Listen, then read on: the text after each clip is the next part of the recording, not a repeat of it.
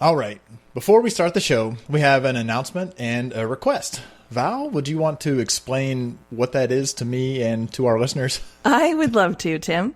So we want to hear from you, dear listeners, so we're conducting a survey. And logistically, we've made things as easy as possible for you. Survey? I mean, I kind of like just pretending I knew what listeners were thinking, but sure, fine. We can do it your way.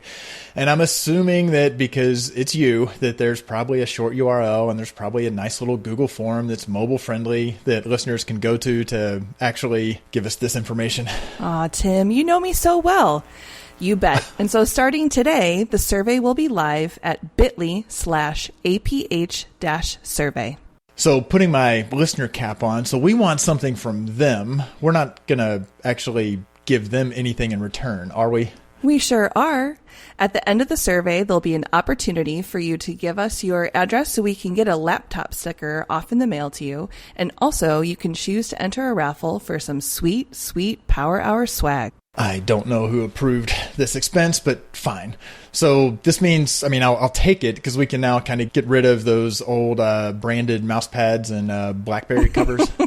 No, Tim, we'll leave those to you to still use as your stocking stuffers. This is actually going to be way better. Think comfy, cozy hoodies, just in time for summer. Hoodies for summer. Good planning. I'll take mine and just rip the sleeves off and kind of rock those analytics guns through the summer. Your finance bro look. Yeah, that's right. I think I'm ready.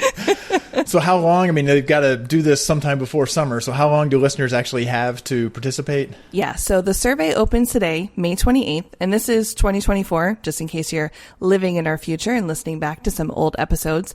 And we're going to keep it open through the month of June.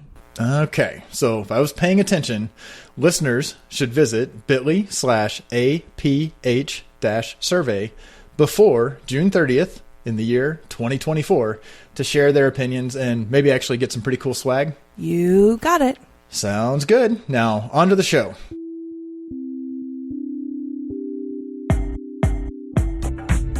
Welcome to the Analytics Power Hour. Analytics topics covered conversationally and sometimes with explicit language. Hi, everyone. Welcome. It's the Analytics Power Hour. This is episode 247. As you progress in your analytics career, you'll soon find yourself probably as a manager of someone or a team of someone's. And what you learn pretty quickly is that all the skills required to be a good manager or leader are honestly nothing like the skills you've built being a good analyst. And sure, there's some crossover, but it's really a whole different job. And yet it's super important to get it right and be a great manager. And maybe you're not a manager today and don't want to be, but this episode will still be useful because this might help you know what to look for as you develop in your career and find good managers. Luckily, I am joined by my co-hosts who are also both amazing leaders and managers. And let me introduce them right now. So Mo Kiss, who is joining us. Welcome. Welcome. Thank you. You are actually a really good manager. I've heard people on your team say so. So there's third-party verification. Nice. Yeah. I was only paying them a little bit. And Val Kroll, also welcome. Thank you. Excited to be here. And I've realized, Val, technically when we were both serving on the DA, you were kind of my manager. So I feel like I've been managed by you, and I can say you're a great manager. So that's pretty awesome. Well, and I have been managed by you, Michael, and I can speak very highly of that experience as well. Look at this. Good management all around. Okay. This is now starting like a paid advertisement. Okay. Well, that's great. And I'm Michael Helen. We also are excited because we do have a guest. Helen Crossley is a senior director of marketing science at Meta, and she's also held data leadership positions at Procter & Gamble. She's also an international speaker and mentor, and today she is our guest. Welcome to the show, Helen. Thank you so much for having me. Excited to be here. We're so excited to have you as well. And I think it's really cool because I know you were introduced to us through Mo. And Mo, do you want to kind of kick off kind of like how this all came about? And then we can jump into some conversations about professional development and leadership. Yeah. So I was lucky enough to get introduced to Helen, and she's part of my professional network now.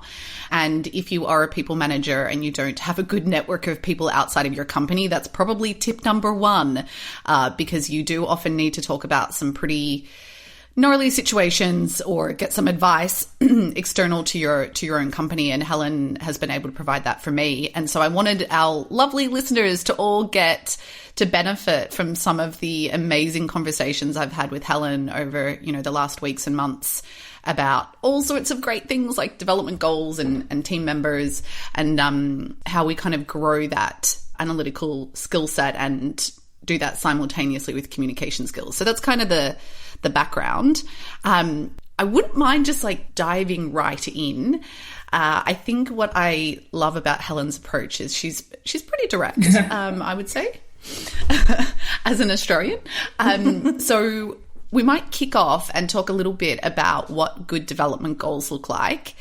Helen, we had a sort of an experience where I shared mine with you, and you gave me some pretty good feedback. I think I said that they were a bit crap to begin with, Mo, but we went from there. I'm sorry if that's oversharing. Yeah, they were a bit crap to begin with. But there was a few points in particular that I thought were really useful in terms of the feedback. So can you tell me, like, when you are working with someone, what do good goals look like to you? I think for me, good goals are things that are obviously linked into the business objectives and what the business overall is trying to achieve. But beyond that, they have to be something that you actually want to do. All too often, I see goals which are just a to-do list of projects. I have to launch this, ship that, analyze this, and those are not goals. Those are your to-do list. They might be milestones under a goal, but for me, a great goal is something where you can look at it and say, hey, if in 6 and 12 months I've achieved this, I will be in a better place, the business will be in a better place, and that is something that I really do want to achieve. And I think that motivation is a really critical part of it. So a lot of times what I see in organizations is goal setting that starts from above, and then there's that cascading and waterfall down to the different departments and down to individuals.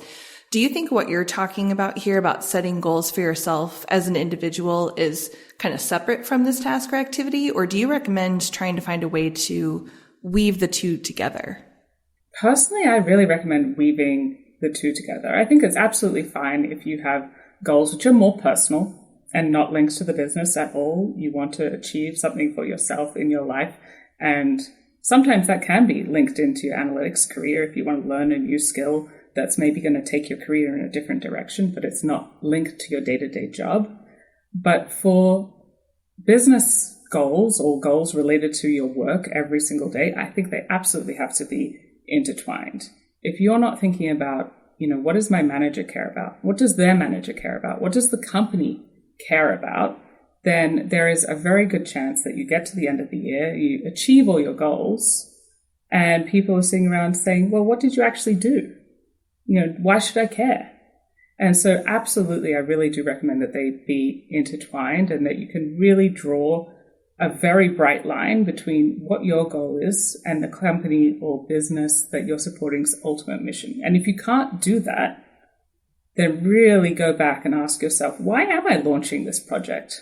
Why am I doing that piece of analysis? If no one cares, if it doesn't connect into the business, if it's not part of a bigger piece of work, then is that even a priority for me, let alone a goal?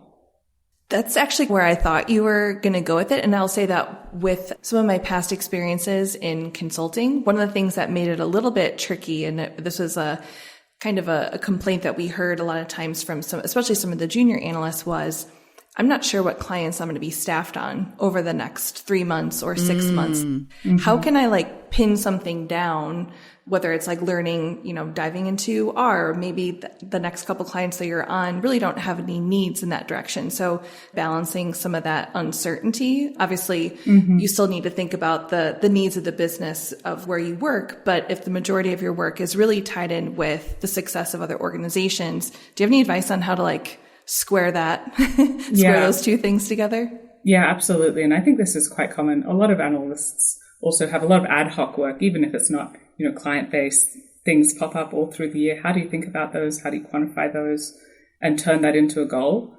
And my experience here, obviously I don't have all the answers, but my experience is a lot of times with those more junior folks, their goals aren't aggressive enough. They're not thinking big enough. They don't want to put a line in the sand and say, my goal is to get my client, whoever that might be, or to get the team that I'm working with, to think more about, this big topic, growth. How do I transform the way this organization thinks about growth? And that's my goal. And within that, I'm going to have a bunch of sub-goals, which maybe will change, and maybe I don't hit all of them or those milestones within it.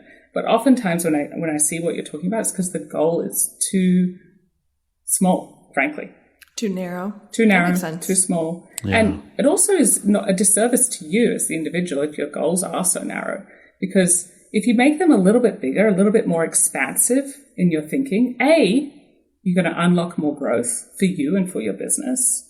But B, it also gives you more flexibility in how are you going to hit that goal. So rather than launch Project X, if my goal is to drive growth, Project X turned out to be a big fat flop. Doesn't matter because my goal is something that I'm working to achieve. And there are 5 other ways I can work towards that goal, even if that one project doesn't work out. And that's something I see particularly with more junior team members who don't want to put themselves out there and really claim a big, bold goal because they think it's not their position or they shouldn't be doing that. And I always say, do it.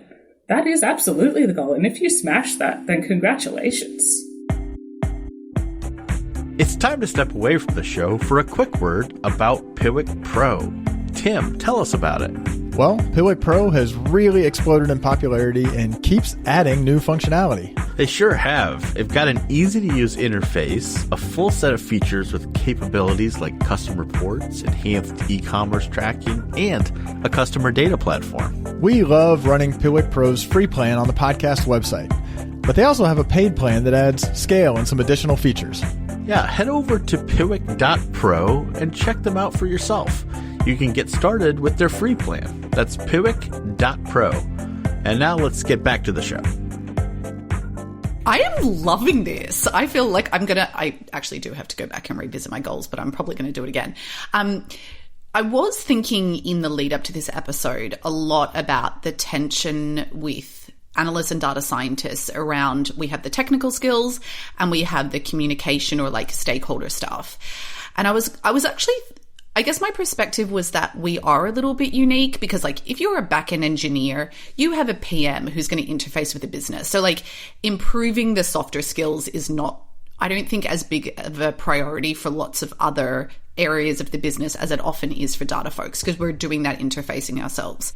And then I'm thinking of goals often, especially with juniors. It's like improve communication skills, full stop. And for the audience, Helen is vehemently shaking her head no. Okay, I'm gonna pose that and hand over to you about like you have a junior person who comes to you, improve communication skills. Mm-hmm. How would you tackle that? Why do you want to do that? Why do you want to improve your communication skills, Mo? What's that going to drive? To have more influence, to be a better presenter. I'm trying to think of like stuff people have said to me. Fantastic. I love that you want to be more influential. What do you want to influence? See, everyone? I want to help them make better decisions. Fantastic. It sounds like your goal is to make this organization a more data-driven decision-making organization. And the way that you're going to do that is by having phenomenal technical skills, as you do, and you can't influence them in that way if the data is not robust. But you also will need to improve your communication and influence skills to drive that goal of changing the organization to be more data-driven. That should be your goal, not improve communication skills. Should we just end the episode here? Yeah, I think we're good. Actually, this is good. We're all set. I love it. Damn, that was good. But let me say, like, as you're describing this and kind of playing through it, this is the observationally I'm seeing you kind of abstract out a couple layers to say, hey, think bigger thoughts, and to your point before, try to be a little more big picture or aggressive with your thinking, which I think is just such a really good set of advice for anybody at any level.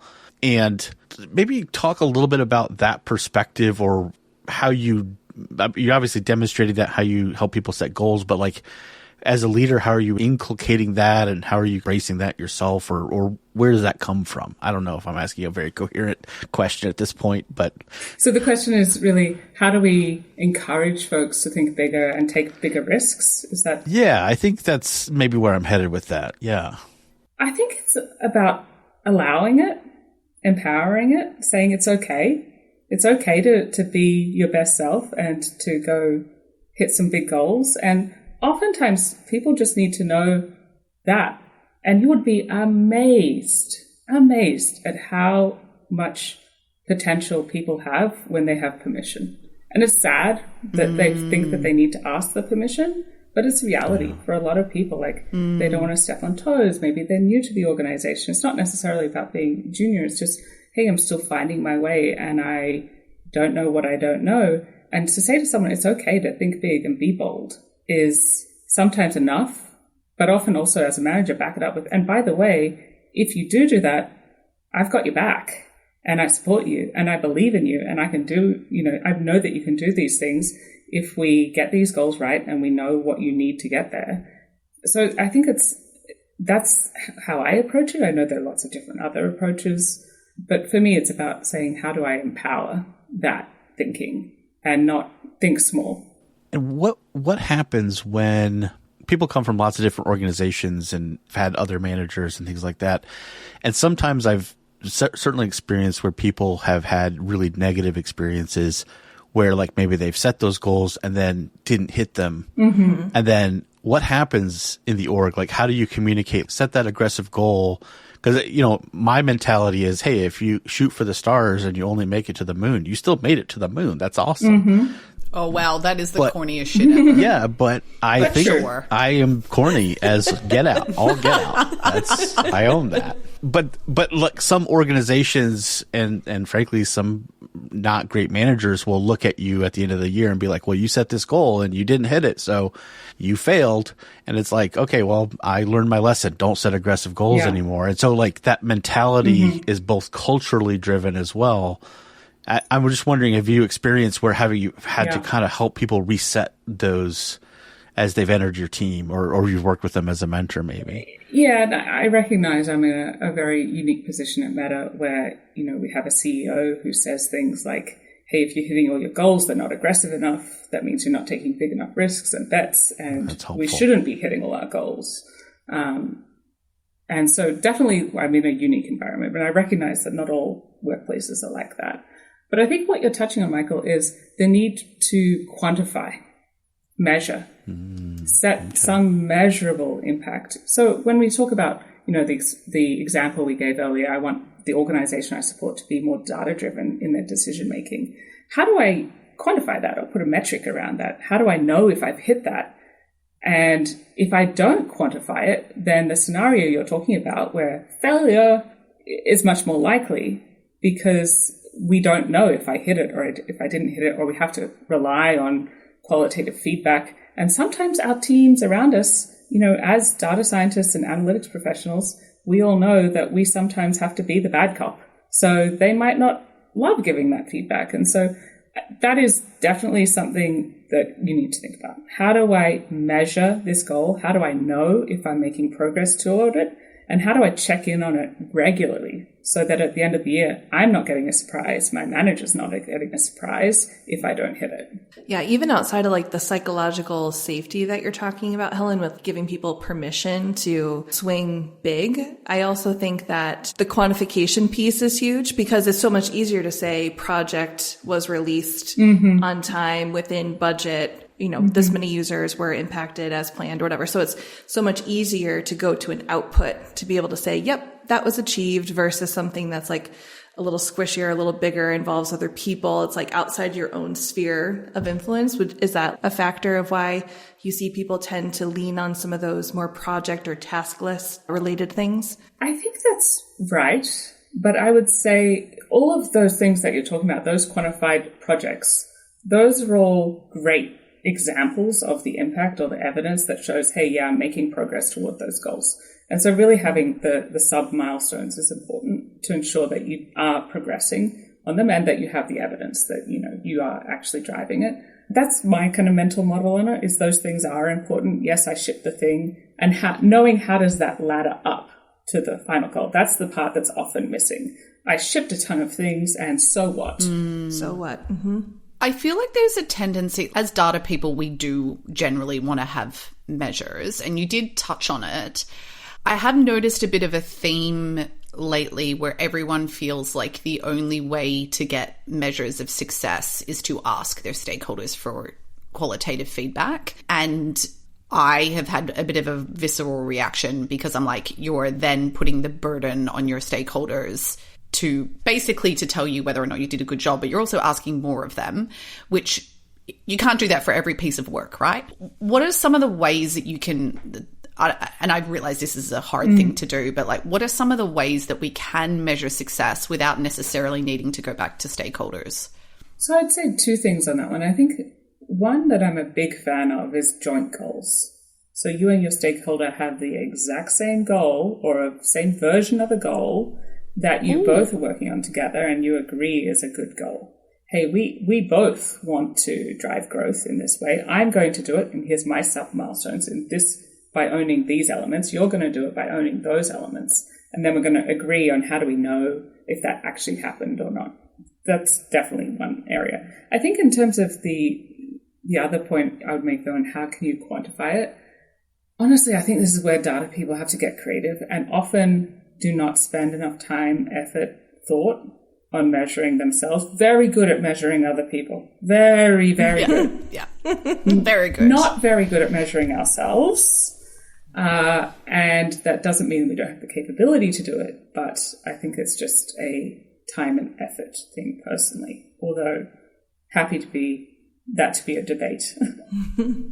So let's go back to that discussion about old mate who wants to improve their communication skills, and we've kind of evolved their goal now to make the business more data driven. I think, was that the exact words? Yeah. I think there was a slight tweak on words. And we have a series of milestones.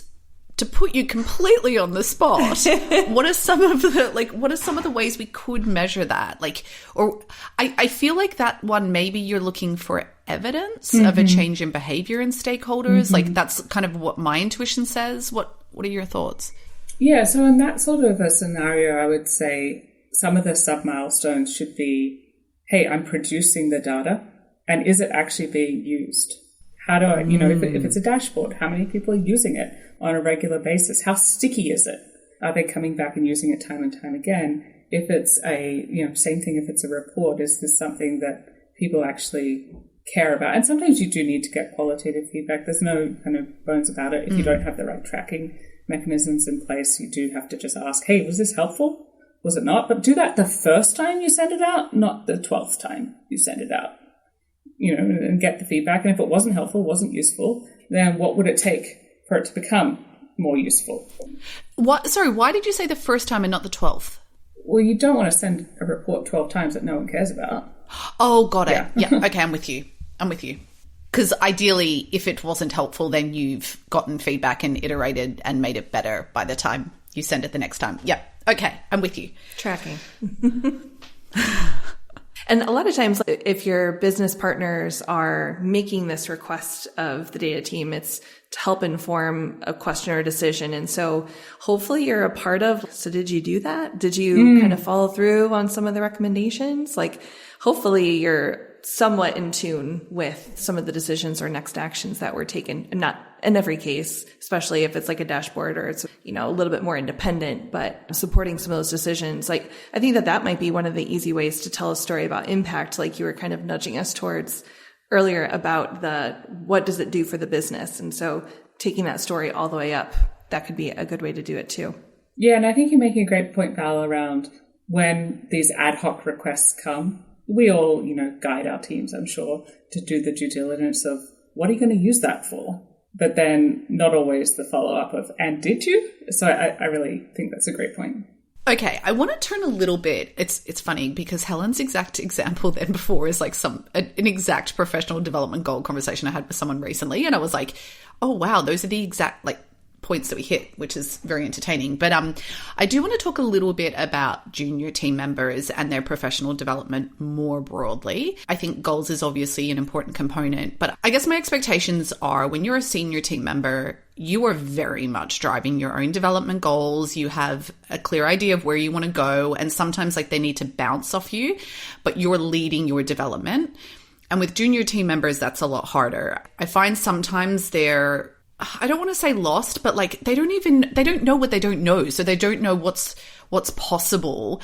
And yes, they need more guidance, but it's also, they're still in that heavy learning stage. So they're not necessarily thinking about 2 years or 3 years down the track.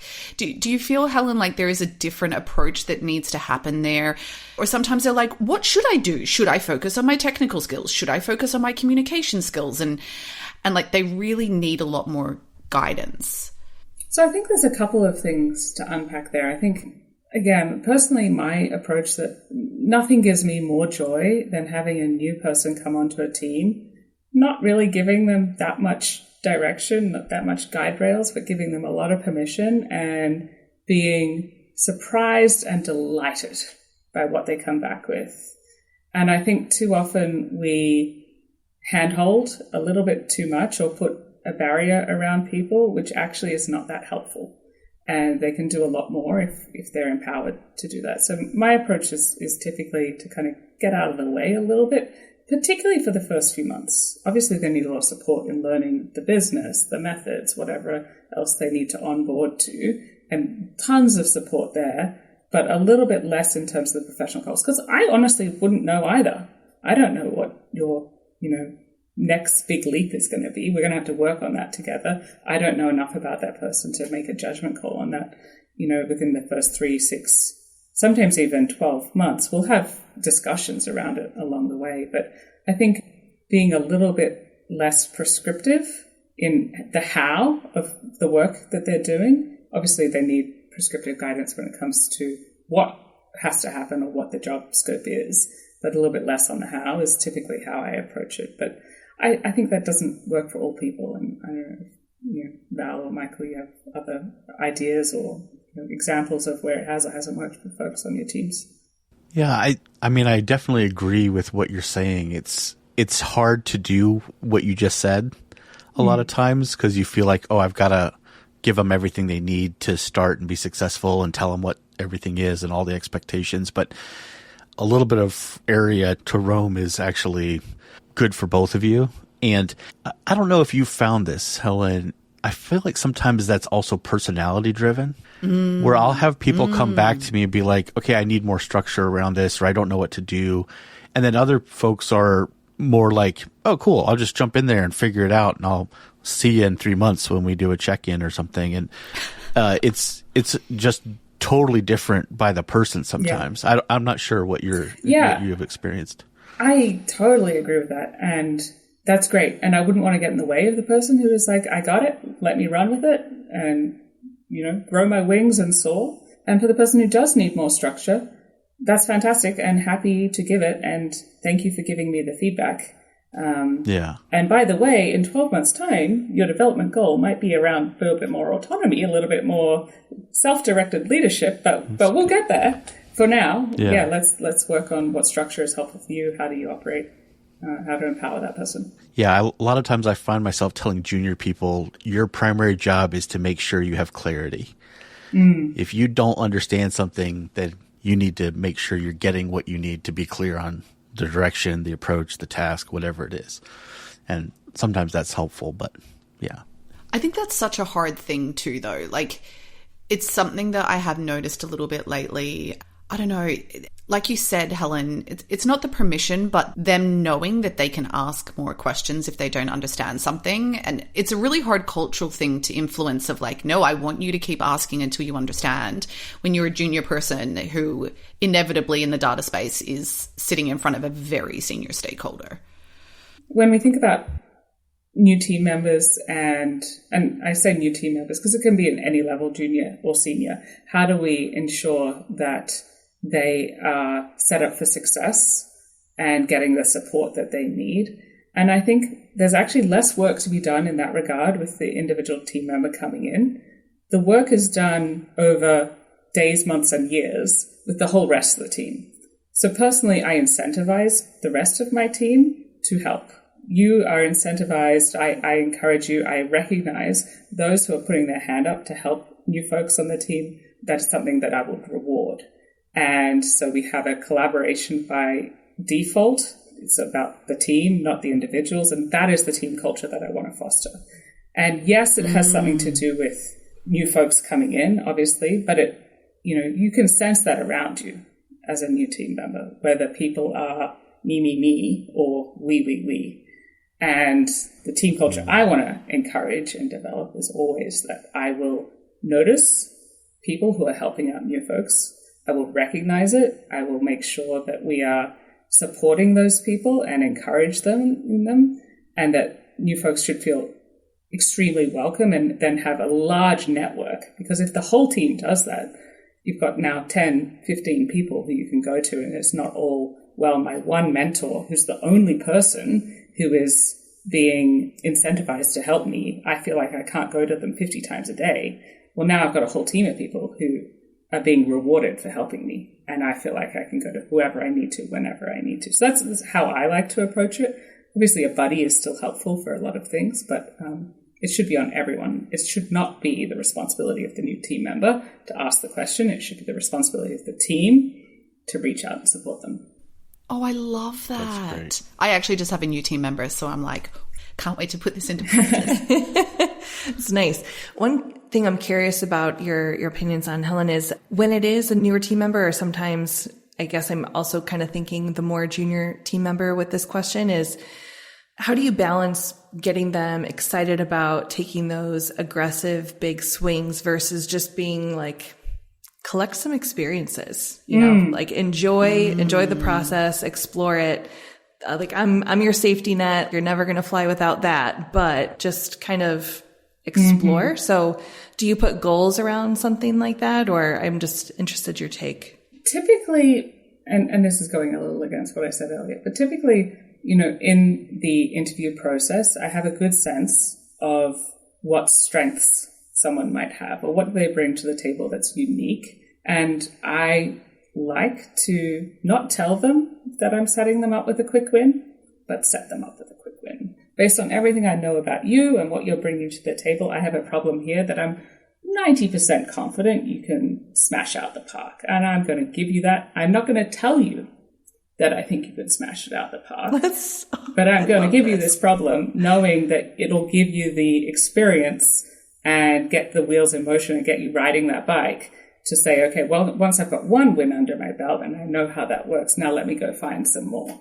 So that's how I like to do it. But it's not always, that neat and possible. But finding a quick win for everyone new on a team is something that I'm very supportive of. What is their thing going to be where, in 6 weeks, 12 weeks, they can come back and give a presentation to the rest of the team or feel like they've got some runs on the board and they know what they're doing. See? How fucking good is this? Amazing. Yeah. I'm like, okay, guys, I've really got to change tact because I have been dying to talk about this for weeks and weeks and weeks. It's because it's something that's so top of mind. I want to talk about middle management. We've spent a lot of time talking kind of about juniors and that sort of thing, but I think the middle management step is one that is quite bumpy for most people. When you go from being an individual contributor to like leading a team, a small team or that sort of thing, and really making that transition when you start to find out how the sausage is made and getting exposure to some of the, I guess, the problems or difficulties that happen more at the leadership level, and then balancing like the need to shield your team with also listening to them. And Helen, what I'm really curious to hear, do you think that is just like a growing pain that people go through and you have to accept it's going to be bumpy? Or do you think there are ways that you can make that transition easier for people that are going into management? So, firstly, I'll say I don't love the terminology of middle management because I think everyone is a middle management unless you're in the C-suite. And so every manager needs to think of themselves as a leader of the team and a manager of the team, no matter what the level or the size of company or anything of that nature is. But in terms of someone, I think what you're getting at, Mo, is like, hey, first-time managers, that transition from being an individual team member into being a manager, how do we make that easier for folks? Is that really kind of the crux of what you're getting at? It's yes, but it's also, I suppose, it's probably a little bit more narrow in terms of you're then balancing sometimes the downward pressure and reality. So like hypothetically, there's a decision you don't agree with, but you're going to have to communicate that to your team. Whereas before you would have been on the receiving end, you could have been like, this is bullshit, I don't agree with it. Now it's like, I don't agree with it, but I'm still going to have to get other people to support it. So like it's the tension that starts to come up from, moving into that role. Got it. So I'm a big believer in authenticity and not, sugarcoating things. But for me personally, it's extremely, I can't think of a single situation where that has really happened to me, where I've really said, like, I fully disagree with this. I do not understand it. You can disagree with a decision, but you can understand it. And so that is what I've been communicating to my team. Why are we doing this? Because I understand why we're doing this is something that's important to me. Now, my personal opinion may or may not be aligned to that fully, but if I can understand why as a company we are doing it, that is what I'd communicate. I would tend to leave my personal opinions out of it in that scenario if I really did disagree. But I think it's extremely rare. And I would encourage folks to seek to understand, because oftentimes, so many times when I've seen situations like that, what's actually happening is that new manager just doesn't have all of the context. They don't have all of the context on the business, the realities. Maybe it's the cost structure that they're not fully across. Maybe there's a competitor coming in. There's something that they are not seeing. It's pretty rare that senior management just makes terrible decisions. Obviously, it does happen. But normally that's reality is, hey, I don't have all of the context that my manager has. How do I get that context so I can do a better job of relaying these decisions and the importance of them to my team? I loved hearing what you just said, Helen. I have literally on my desk right now a little Post-it note that is the two triangles. As your responsibilities grow, your rights get smaller. So that's something that is kind of true, where you're not allowed to complain to your team. You're not allowed to express your opinions necessarily. I think I agree wholeheartedly with the concept of being authentic. But you have to have these checks and balances within yourself to not sort of, as an individual contributor, like if you're upset about something, you just can say it. As a manager, you have to think, what is the impact to my team if I say these things, or if I open my mouth about this stuff, or if I badmouth this department, or whatever the case may be. And so that's sort of the way I think about it is you own not just yourself, but you kind of own a perception that you want to build in your team so that your team continues to have the culture you want from it, right? Of all the things we've talked about before, right? So I don't know. Yeah, I've never really thought of it as having less rights with more responsibility. I think it's... It's not having them. It's more like not choosing not to exercise them, maybe, in certain scenarios. I'll have to sit with that one.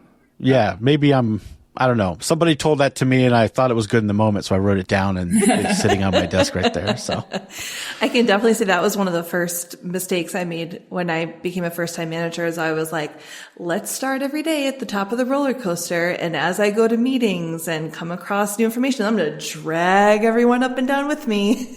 Yeah. And it was like, I'm not being a good shit umbrella to to unload my stress of this situation or scenario, the decisions I have to make onto my team. So I definitely had to get that in check. That was a lesson learned the hard way, I have to say. So apologies to those teammates I think about to you to this day.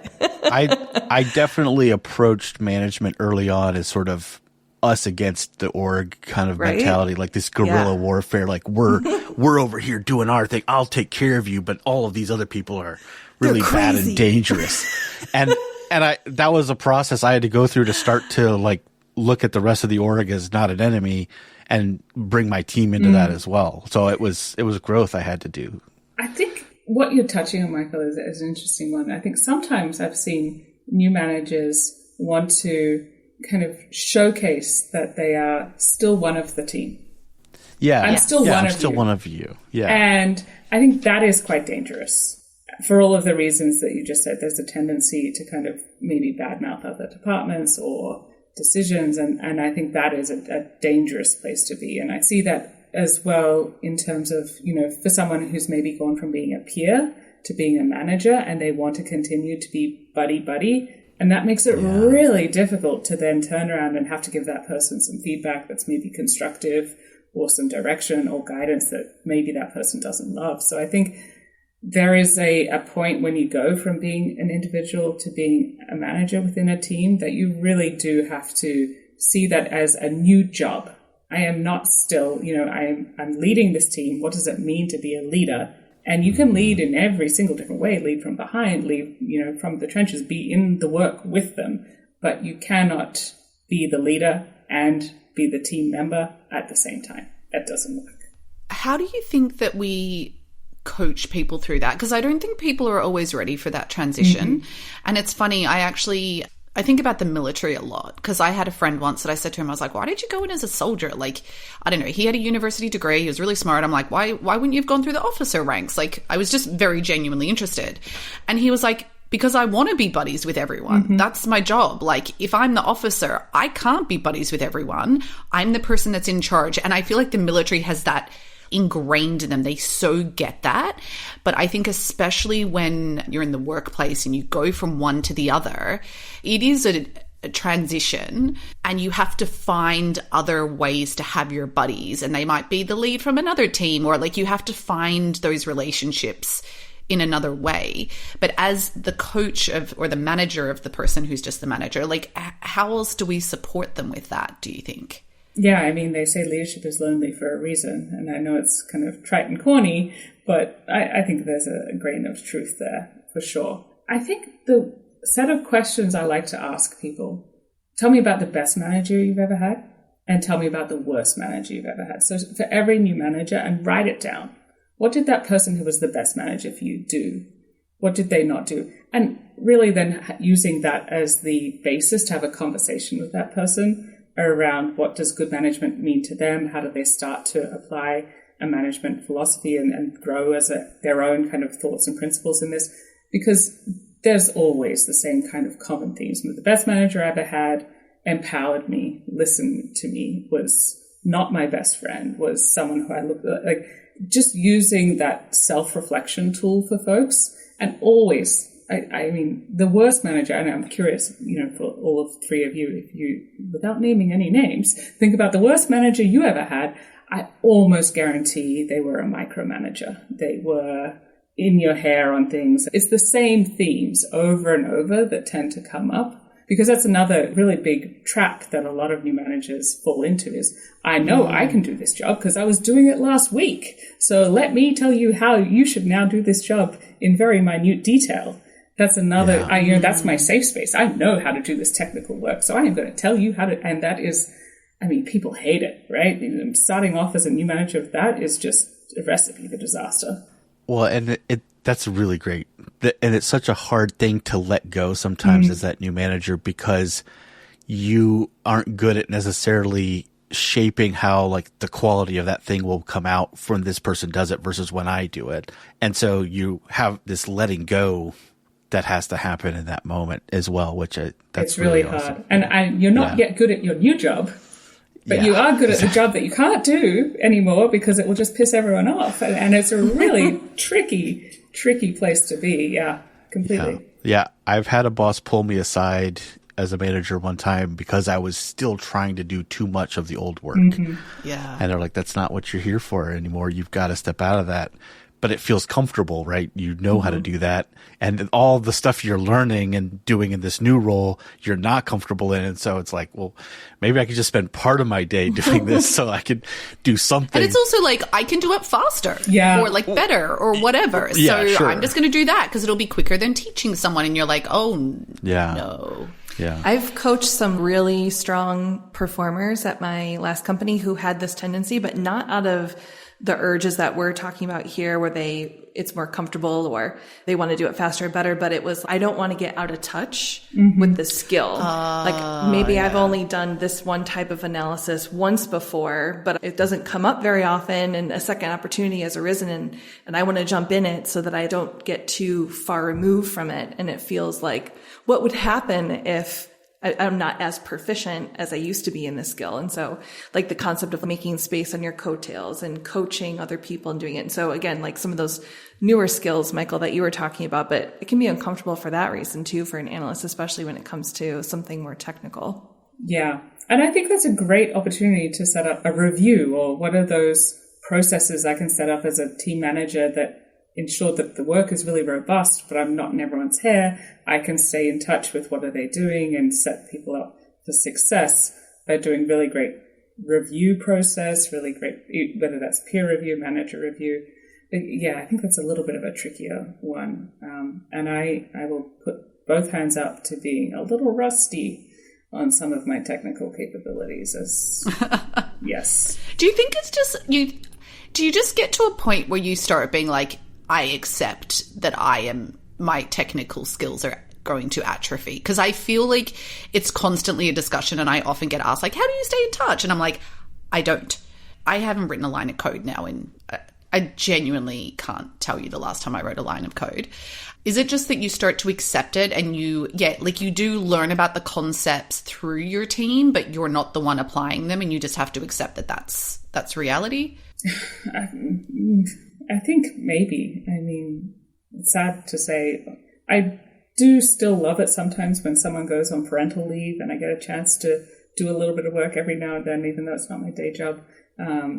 But yeah, I think there is a little bit of accepting that I also learn a lot from my team members, really. And some of, there's a saying around Meta, Facebook ways, like, you should only ever hire people who you would be happy to work for yourself. And I can tell you that is true of my team. They are brilliant, absolutely technically brilliant, much, much better than I am. And I learn a lot from them. And I think that leaning into that is good for everyone. So having the team now teach me is good for them and for me. Yeah. I think I turned a corner, Mo, too, when I started looking at learning how to be a leader as something to pursue, as opposed to like more the loss of other things. So sort of like, hey, why don't I just focus on trying to get as good as I can at this thing that I'm now into, and not necessarily always sort of looking over my shoulder like, oh, I'm losing these skills, or I don't know if I'm still as in touch with, this thing I used to do. I don't know if that's good for everybody, but that helped me a little bit in that journey. Not mourning the loss as much. Well, trying to pursue this. Yeah, actively going after it, yeah. And being like, how do I be really good at it as best as I can? And I think everyone's got a different style. Like, my style is to make every mistake possible and then slowly and then arrange around it experiential learning of like, okay, so I screwed that up. Now, how do I not screw it up next time? And so, I'm a little slower than most, but, I want to change gears a little bit. We alluded to this before, but feedback is such an important part of helping people develop and being a leader. Helen, how do you approach that process with your teams and even with people you mentor as well? I think Mo said at the top, I'm very direct, and I think a lot of frequent feedback, lighter weight, is what typically works for me. Obviously, at Meta, we have a standard kind of feedback process and timeline, but particularly for newer managers, one of the big mistakes I see people often make is not giving feedback fast enough, or thinking about, not being sure of themselves. I want to see more evidence, or maybe they're just having a bad day, or, maybe I just need to step up myself as a manager, and not trusting their gut early enough. And so it doesn't need to be this big, heavy thing. Oftentimes feedback can just be a question. How do you think you're doing on X or Y or Z? And let's have a conversation about this. This is what I'm seeing, but maybe I'm not seeing everything. Help me understand. How do you think you're going? So that, more frequent, lighter weight is, I think, what I tend towards. But it's a muscle that you build, I think. One of the things actually that Helen has helped me kind of have a bit of an epiphany about on feedback, like, reality is we all think we're doing it great and it's like regular and yada, yada, yada, and everyone says they love feedback, which also sometimes is a crock of shit. But I'll give you guys kind of a scenario of, let's say someone did a presentation or something and you kind of get into the weeds a little bit and you're like, oh, you could have done this to make this better, or you could have adjusted this. And I think the bit that has kind of clicked for me is also letting them know what the standard is it should be. So it's not just about like the tactical feedback on the work. It's like, for the level that you're at, my expectation is that this presentation has these qualities or is done in this particular way. And so like you're showing that this is where the work is and this is where it should be. And I feel like through some of the conversations I've had with Helen, I've actually gotten better at being a little bit more direct about that, because otherwise they're just like, oh, these are some improvements I can make. Not, I need to, like, there's not a big jump here, but like they don't know where the bar is that they're trying to get to. And it's something about fit, like it has really been churning in my mind of late. And yeah, Helen is very, very good at direct feedback, I will say. Sorry, no.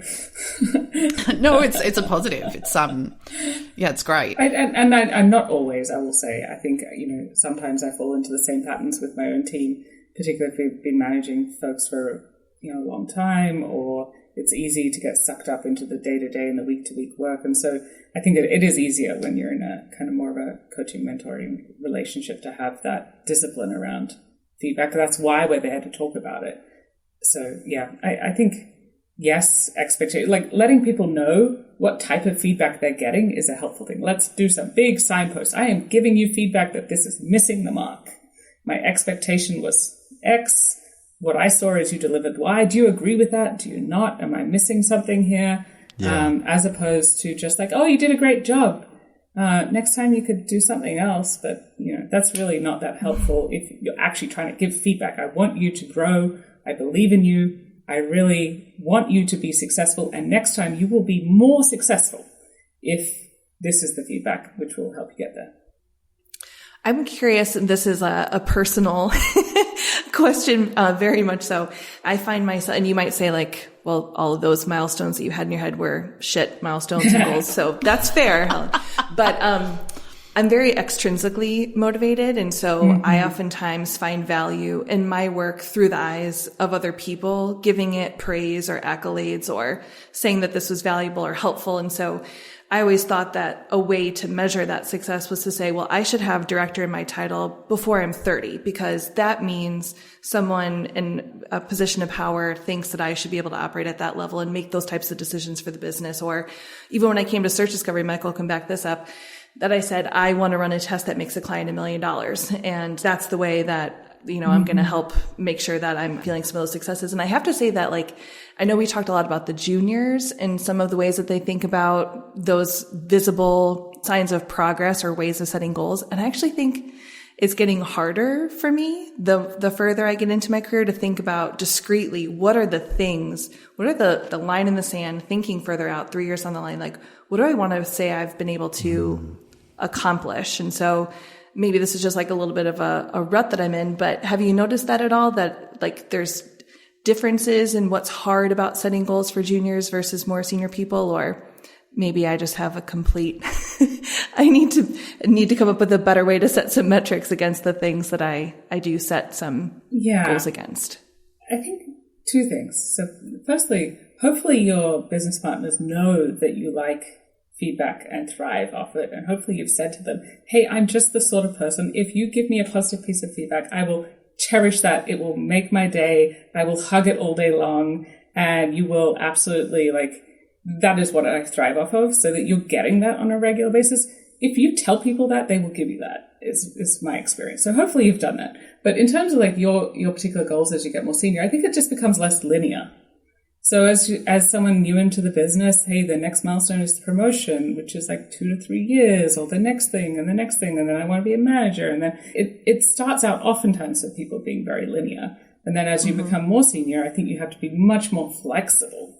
What is my goal? Maybe it's to experience managing a very large team, or experience working in a different type of company, or what are the experiences I want to develop? And then being extremely flexible on how I get them.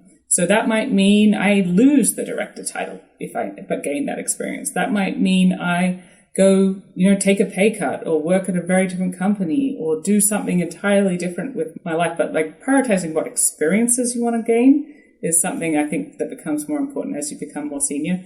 If it's always just getting to that next level, I mean, you're going to run out of levels pretty soon. It's not something that goes forever. And so you can't just keep it being the next level, I think, is what you're kind of pointing at, Val. Yeah. Mm-hmm. Yeah. Just wanted to make sure that wasn't too far off, because I'm not some super senior, but I don't feel like I'm not a spring chicken. I'm not 10 years out of college or less anymore. So yeah. And I don't have all the answers here either. I think it's, for me as well, something that I think about, what are the experiences I want to gain next in my career. So happy to chat some other time, Val, on this for each other. Ooh, Mo, I'm going to bogart your girl. That's right. You're incredible, Helen. I love it. Oh, this is excellent. All right. Well, we are running out of time, so we have to start to wrap up. This is incredible. And actually, so many things, Helen, you've shared have been so right on the mark. And so thank you so much for sharing some of your insights and lessons learned with us and our listeners. So one of the things we like to do on the show is go around the horn and share a last call, something we find interesting that maybe our listeners will too. And Helen, you're our guest. Do you have a last call you'd like to share? My last call is I recently went on vacation, and truly take your vacation time, people. It makes such a difference. That is, I know it's not the most insightful new tool out there in the world, but that was my big insight for the week is take a holiday. I love that. Take a holiday, folks. I love it. And an actual holiday. Yes. Disconnect. Go on a place where the Wi-Fi is a little bit crap. It's a good idea. I've got it planned. I know when we're taking it, and I can't wait. Oh, good for you. Yeah, that's important. That's awesome. All right, Mo, what about you? What's your last call? I am so excited. Oh, that's right. When you find something, and I'm sure every single person in the world probably knows about it, but when you find something, you're like, shit, how did I not know about this? This is insane. It's called Goblin Tools. Is everyone aware of Goblin Tools? Okay, great. I'm excited. So it has a few different things that it does. One is magic to do. So you put in a task like, I need to install tracking for Google Analytics 4, and it will break it down into the tasks that you need to do in order to do that. Or I need to write a brief for a client. It will be like, here are all the steps you need to do. It has a formalizer. I never, ever recommend using that. There is never a good occasion to take your written work and make it more formal.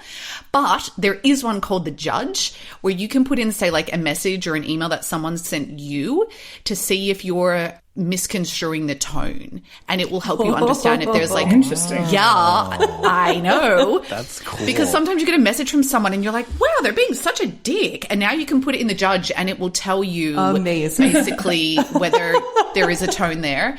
Then there's the Estimator, which will help you break down a task into like how long it estimates it's going to take. There's one called the Compiler. Oh, yeah. You basically put a brain dump in and it will break it into like a list of tasks. And then there's the Chef, which is like you put your ingredients in and it will tell you what to cook. So it's just like this tool that I feel like I'm going to be like using constantly and I'm really excited about. So yeah, where's this been all my life? The Judge would have saved me so many hours of therapy. I know, right? It's like 15 years of trying to figure out how to handle emails the right way. And I do have to say thank you to Stefan. He presented at our analytics meetup recently and he shared this and I just was like, yeah, amazing. Pretty awesome. Awesome. Thank you. All right, Val, what about you? What's your last call?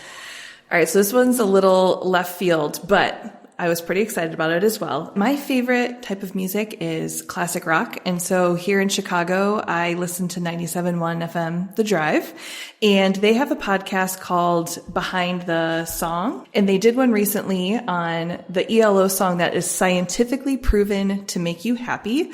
And it's just a fun song. And I love like breaking it down and like understanding how they recorded it and the inspiration for it. So that's always fun, part of the podcast. But the thing that was the tie-in here to the show, I swear it's there, is the study about what makes songs make you happy? Like, what is the happiest song in the world? And I guess it's this perfect combination of using major keys, seventh chords, 137 BPM, a strong beat, and 4 beats in every bar. So it's thousands of songs were like tested over years and years, and they evaluated it. And this is still, to this day, the happiest song in the world. So if you're having a bad day or you aren't in a place to take your vacation yet, while you're planning it, listen to the ELO song, Mr. Blue Sky. Oh. It's in like tons of commercials. As soon as you listen to it, you'll be like, oh, yeah. So, yeah. All right. What about you, Michael? Well, mine is not as good, but actually it's funny because Tim sent this to me and I was looking through it and I was like, oh, this is going to be my last call. So thanks, Tim. Shout out. So there's a venture capitalist named Sriram Krishnan who actually used to work at Meta as in the engineering, I think. And he collects corporate memos and governmental memos and things like that, and all his different kinds and styles. And he puts them out on his webpage. And so it's a really cool page. It just has a bunch of different memos, and it's kind of interesting because a lot of them are a more like intimate reflection of the moment that person or a company or leader was in. And so they're kind of fun to read, sort of, kind of a fun thing. I was reading through it and I read the one Howard Schultz wrote back in 2008 about Starbucks. And I was like, well, they should have done something with that memo because he was absolutely spot on, and they haven't really capitalized, but those kinds of things. Anyways, it's fun if you like that sort of thing. Anyway, so that's my last call. All right. Well, as you've been listening, you're probably thinking to yourself, oh, I have a question or I have a thought about this. We would love to hear from you. And it's easy to do that. You can reach out to us through LinkedIn or on the Measure Chat Slack group or via email at contact@analyticshour.io. So we're happy to hear from you, and please do. And of course, no show would be complete without a huge shout out to our producer, Josh Crowhurst. Thank you, Josh, for all you do for the show. All right. Once again, Helen, thank you so much. Thanks for coming on and sharing with us. Thank you. Yeah, thank you. Awesome. All right. So no matter where you are in your leadership journey, you can lead from anywhere. Just remember that I think I speak for both of my co-hosts, Mo and Val, when I say, no matter what kind of leader you are or your leadership style, keep analyzing. Thanks for listening. Let's keep the conversation going with your comments, suggestions, and questions on Twitter at @AnalyticsHour, on the web at analyticshour.io, our LinkedIn group, and the Measure Chat Slack group. Music for the podcast by Josh Crowhurst. So smart guys wanted to fit in, so they made up a term called analytics. Analytics don't work. I love Venn diagrams. It's just something about those 3 circles and the analysis about where there is the intersection, right? Tim usually does that without telling anyone, Val, to try to catch me telling an embarrassing story. So that's good that you let us know. All right. I'm trying to go for Miss Congeniality this year for the APH Awards. So, oh, hey, that's a good idea. The Affies. The Affies. Invented right here. Mr. Blue Sky. Or I could just break into song.